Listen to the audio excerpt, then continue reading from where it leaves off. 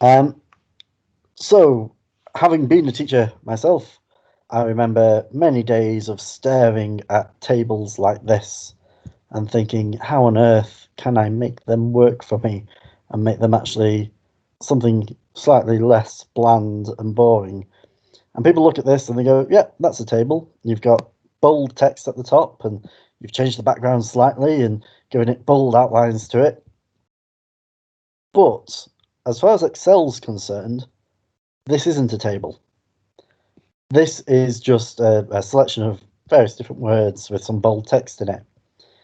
We need Excel to be able to see this as a table so it can start doing things for us. So the first thing that you've got to do is highlight the whole thing and then click Insert and Table. And you make sure that you tick this My Table as headers because we do have headers there. If you don't have headers there, then obviously untick it. It'll put a header column in for you. And then we click OK. And straight away, that's now turned this into a proper table. We can search and filter every column if we want to. So previously, in versions of Excel before, I think it was 2016, possibly 2013, you'd have to go in and you'd have to manually turn on filters, turn on search functions, things like that. By making it a table, straight away, it's giving us these functions.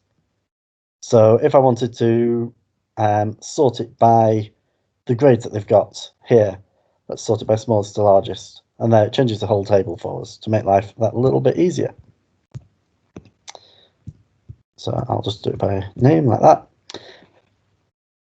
You've also got a variety of different tools up the top here that we can use. So straight away we can change what it looks like, make it a bit easier for you to see the different things between the different columns. And really importantly, we've got a name for it as well, this table 1. So we don't want it to be called table 1 because that's what Excel calls every single table. And if we're going to be using this for other things down the line, we want it to have its own unique name. So I'm going to call this grades. Now, you could call it grades 2020 if you wanted to, or something like that. As long as you had no spaces in there, it tends to be fine. So let's just call that grades 2020. There we go. This is now a table as far as Excel's concerned, and we can do all sorts of different things with it. So you'll notice I've put my student numbers in. I think you should always put in your students' unique identifying things in any table that you use. And we'll come to why a bit later on, but always make sure that you've got that unique number or unique code, whatever it is that your college or uni uses, to make sure you can identify them. So I've filled this in. We've got some predicted grades and we've got their assignment grades here. And you want to be able to, at a glance, be able to see how your different students are doing on this. So for that, we want to be using conditional formatting. Has everybody come across conditional formatting before?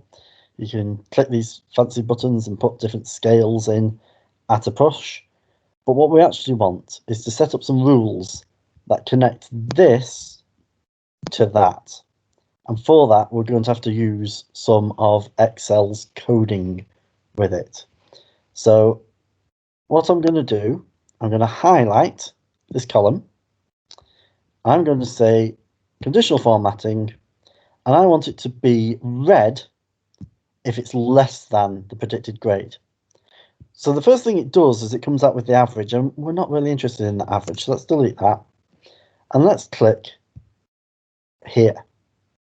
So I don't know how familiar you are with Excel, but when you click on a cell, it comes up with something like this. So we know it's column C, that's what the C means, and it's row number 2, that's what the 2 means.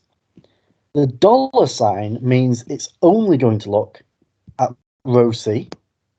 So we've got $C, so it's only looking at row C. And $2 means it's only looking at number 2. Well, we've highlighted this entire column. We don't want it to just look at number 2. We want it to look at whichever one it's associated with. So if we delete this $sign there and press OK, there we go, it's automatically done it for that whole column for us. So it's highlighted again, and we want it to be green if it's greater than the predicted grade. So again, it's going to put in the automatic thing for us. We want to get rid of that. We want to click this top one, and we want to get rid of the $sign. And then instead of light red, we're going to go to green fill. So there we go. It's now highlighted green for those that are above, red for those that are below. And we want to copy that across into this next one. So we should be able to just click our format and drag that across. Hopefully, there we go, it's worked for us. And the same again, click our format, drag it across here. Now that's not worked quite as well. So let's have a look at what's gone on with our rules there. So if I click manage rules,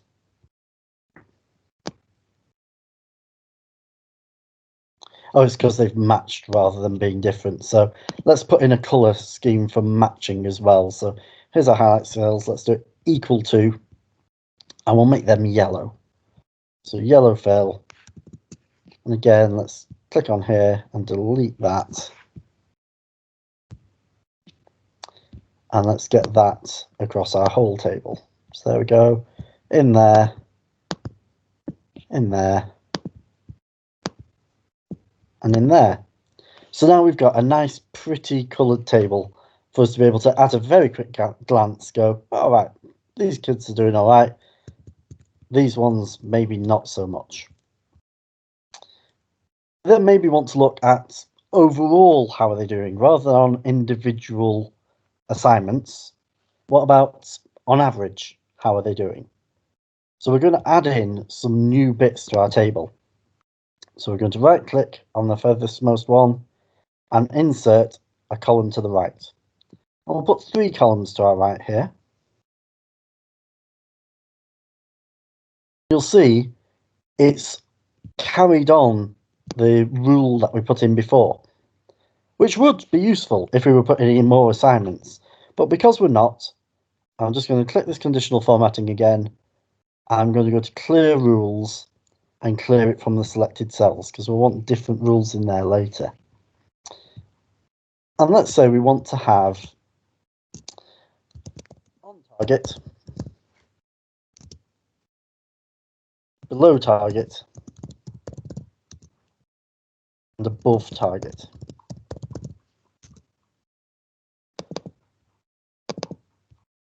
And this is where we're going to start bringing in some of the formulas that Excel give us. So what we want on this one is to look at an if for us.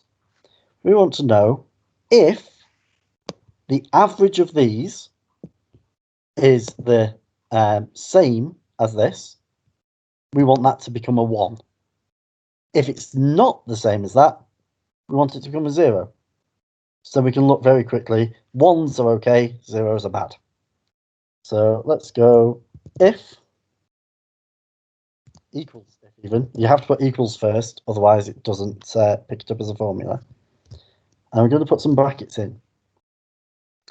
Now, we want an average score of these. So the first thing that we're going to do is put in the word average.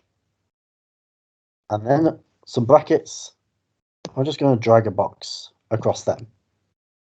And then close those brackets. So if the average of these 3 equals the predicted grade, and actually I think we should probably do it as equals than or equals to or greater than, because we don't want it showing up red if they're above target, because they're not doing poorly in that case. So we'll put in a greater than, we'll put in an equals.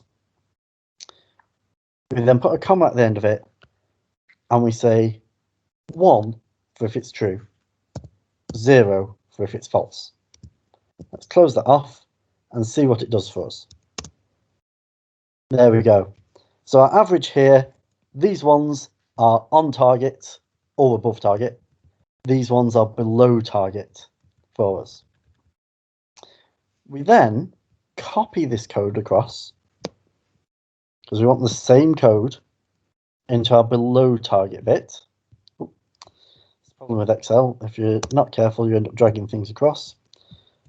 So we want to paste this in here, and this time, instead of it being greater than or equal to, we want this one to be less than. So let's pop that one in there. So we can see the ones that are below target have now come up with ones in them. And then finally, we want our above target one. So again, we paste the same code again, and we get rid of the equal sign. And we get them in there. And again, it's all well and good having these ones and zeros, but we want some colour in there so we can tell at a glance who's doing well and who's not. So we're now on targets. Let's highlight them. Let's go to our conditional form. Let's go to colour scales. So we want it that if they've got a number 1 there, we want it to be green. If they've got a 0 there, we want it to be red. So let's click there. There we go. These are doing well. These aren't doing well. How about our below target ones? Well, we want it inverted this time. Now, if you're using Excel 365, you don't need to come up to conditional formatting all the time. You can actually come down here with quick analysis, and that then lets you put a colour scale in if you want to, and it automatically picks the one that works for you. But we actually don't want it to be green for ones, because ones are bad in this case. So let's go up to the conditional formatting up here, into our colour scales, and let's choose the inverted one, where ones are red and zeros are green, like that. And then finally, our above target ones. Now, for above target, we don't necessarily want to say that a 0 is a bad thing for this one. We just want to say that 1 is a good one. So again, we go to our conditional formatting, we go to our colour scales, and this time we tick a green and a white for it. So there we go. At a glance, we've now got this table. It's telling us per assignment how our students are doing, and we can put in a new assignment next to it. So insert bear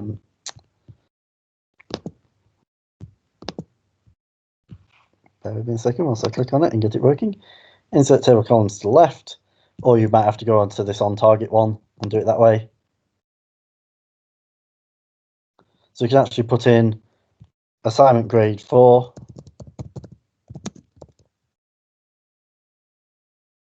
On there, and we can start putting them in and it'll know straight away. So let's put 14 in, let's put 21, 15. So on these ones, they've done very well. They've all managed to get exactly what we expected of them in there. It does mean that we need to then modify this slightly and change the name of this one to match that one. So we've now got assignment grade 4. So let's jump into here and change the name of that.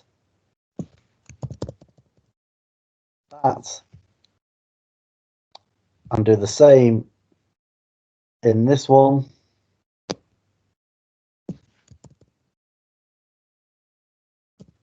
And you'll see as I start typing it, it comes up here with a suggestion of what it is that you might be looking for. Just to make sure that you get it right, you can double click on that and that works for you. And let's do it in this one as well.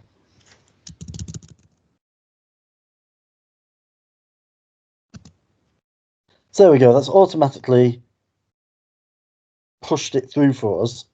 And actually, by doing it in the one column, this little symbol here is telling you, not only have we done it in that one column, we've carried it on and put it into all the other columns for you as well. So it's saving you having to type things out again and again and again. It just does it automatically for you.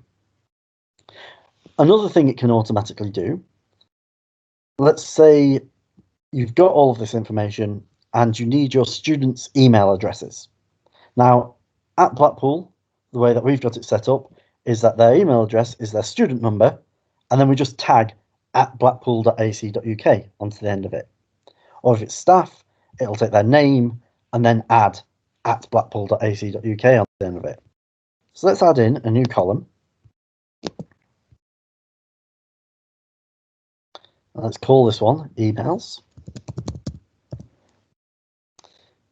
So our first one is going to be 3001118 at blackpool.ac.uk. Our next one is going to be, oh look, I've started typing and it's predicted what I'm going to do further down. So I just need to press enter now and it does it for me down all of those columns. It'll do a similar thing if we were doing it by names.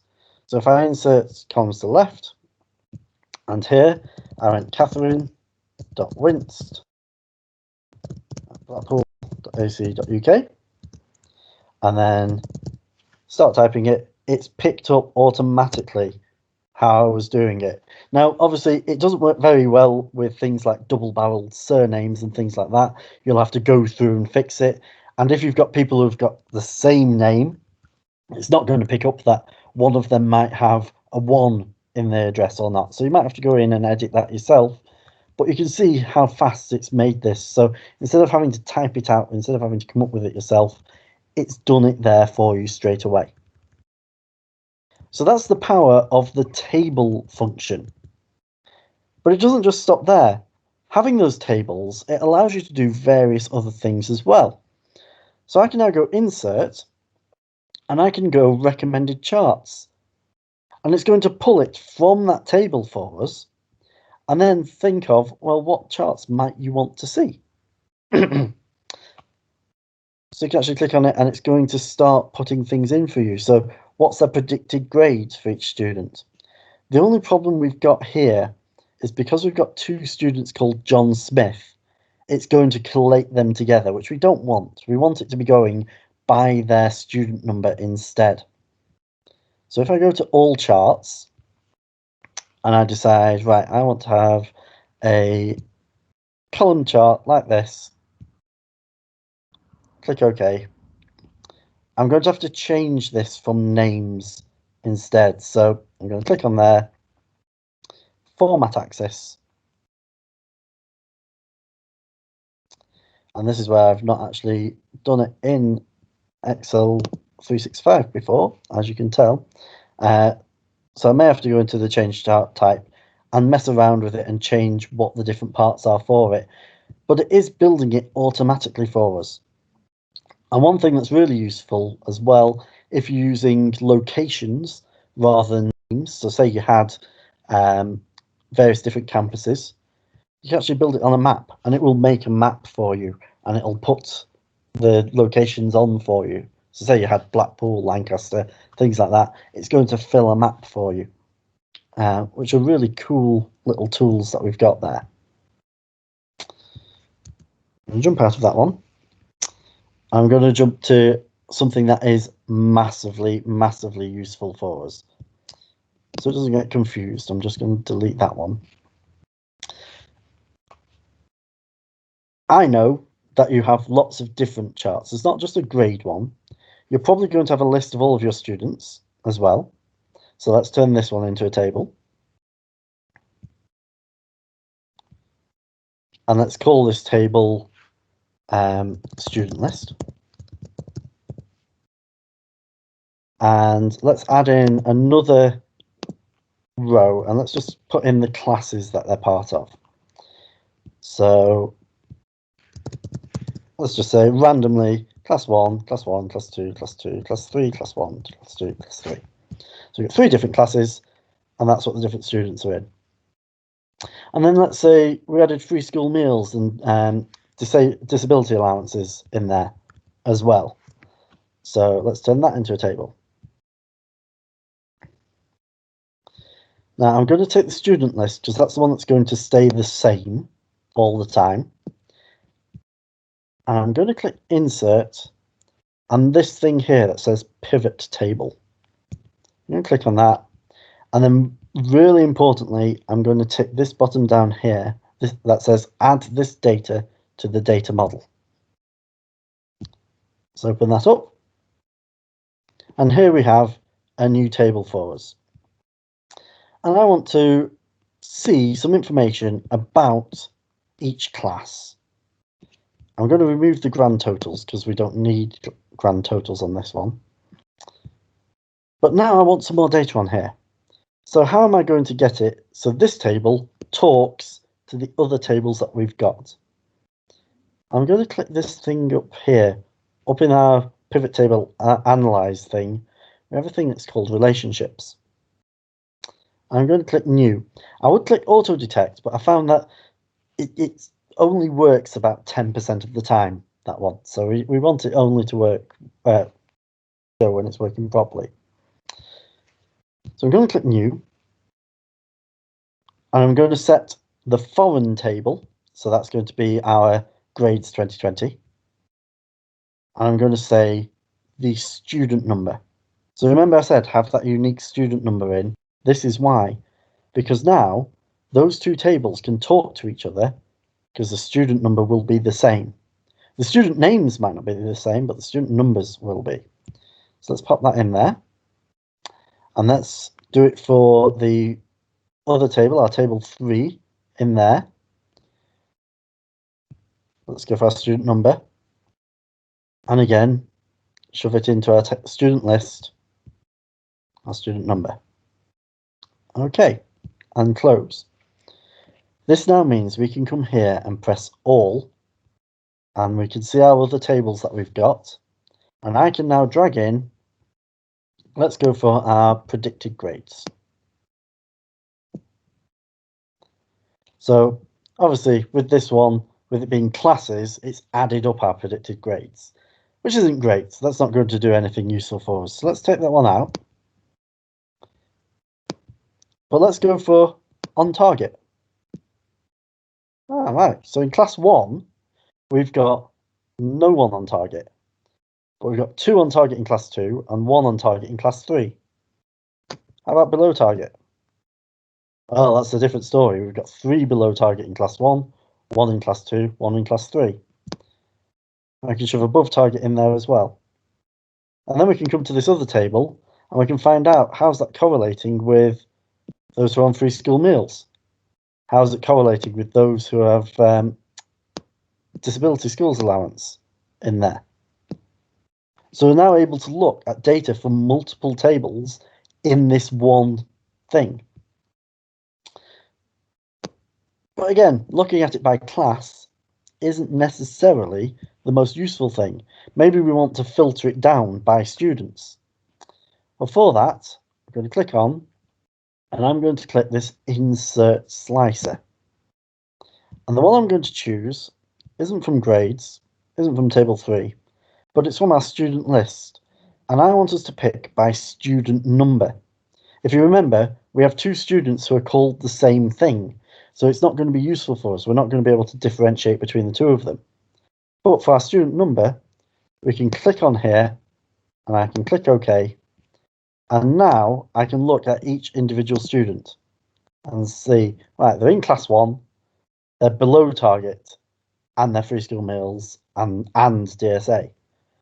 But what if I wanted to look at 300 115? Well, I can see that now as well. We could even add in their names into the labels.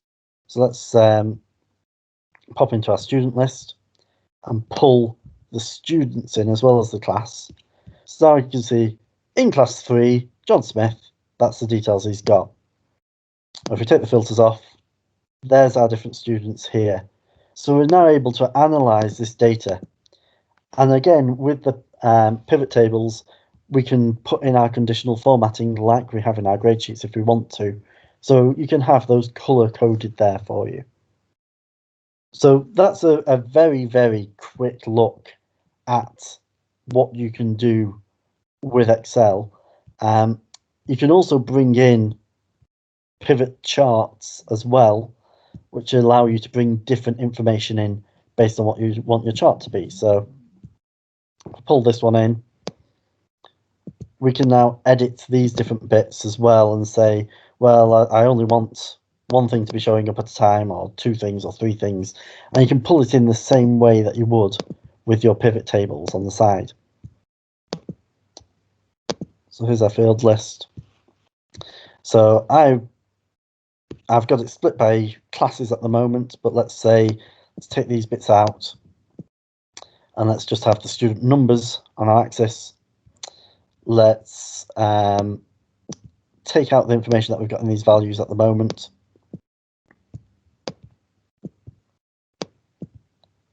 So it is just drag and drop, which makes life easier. So we've got student number, and let's do it by what their assignments are. So there's grade 1, grade 2, grade 3, for each student. So you can actually see how they're doing, whether they're going up or down. And we can also shove their predicted grade in there as well. So you've got what's their predicted grade, and actually how are they doing compared to that grade. And at a glance, you can see it straight away on that chart for you. And you can have all sorts of different charts from this if you want to as well. So yeah, that's just a very, very quick look